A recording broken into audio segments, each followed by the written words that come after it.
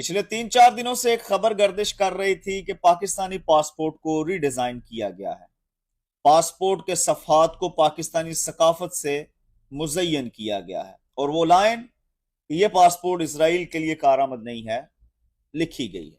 अच्छी बात है, लेकिन क्या इससे 1 करोड़ पाकिस्तानी जो ओवरसीज हैं उन्हें को फर्क पड़ेगा?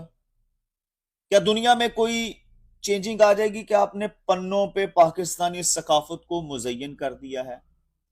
क्या आज जब मैं वो पासपोर्ट लेके निकलूंगा तो मुझे अलहदा लाइन में खड़ा नहीं किया जाएगा? क्या मुज़य्यन करने से मेरा पासपोर्ट जो वीकेस्ट कैटेगरी में है वो ताकतवर मुल्कों में शामिल हो जाएगा? सवाल ये बनता ही नहीं था कि इसको मुज़य्यन किया जाना चाहिए या नहीं।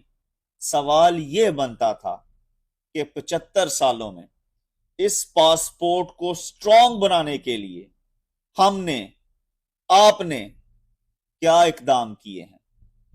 क्या अल्लाह माफ करे हम कोई जंगजदा इलाके में गिरे पड़े हैं?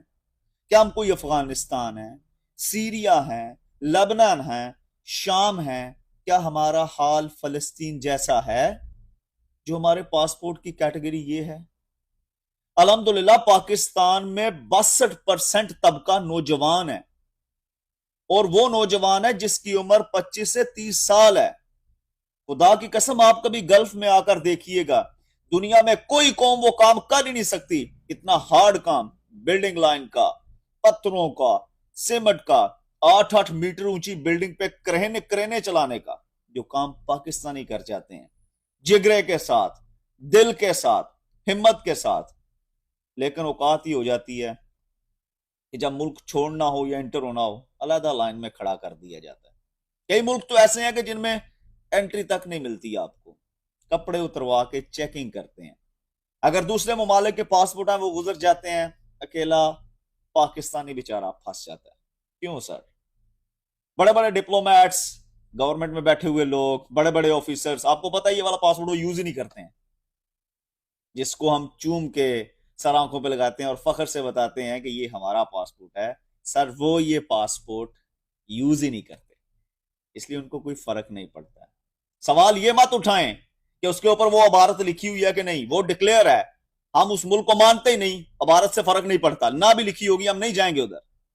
सवाल ये उठाएं कि हुकूमत में बैठे हुए 75 साल के वो लोग, 75 साल से जिन्हें हम टैक्स देते हैं, इस पासपोर्ट के लिए क्या किया है, ओवरसीज के लिए क्या किया है? क्यों ये वीकेस्ट कैटेगरी में? क्या इसमें हमारा कसूर है? हमारा कोई कसूर नहीं है इसमें। हम अगर दुनिया के दूसरे ममालिक में जाते हैं, टैक्स देते हैं, लीगली रहते हैं, अच्छे बुरे लोग दुनिया में हर जगह पाए जाते हैं।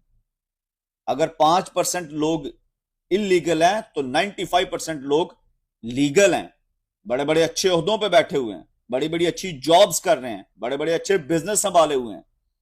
लेकिन जब बात पासपोर्ट की आ जाती है तो वहां वो टंगे जाते हैं।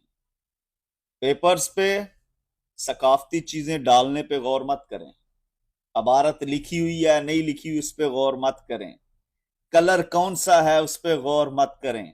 खुदारा गौर करना है तो इस चीज पे करें कि जिस मुल्क में जंग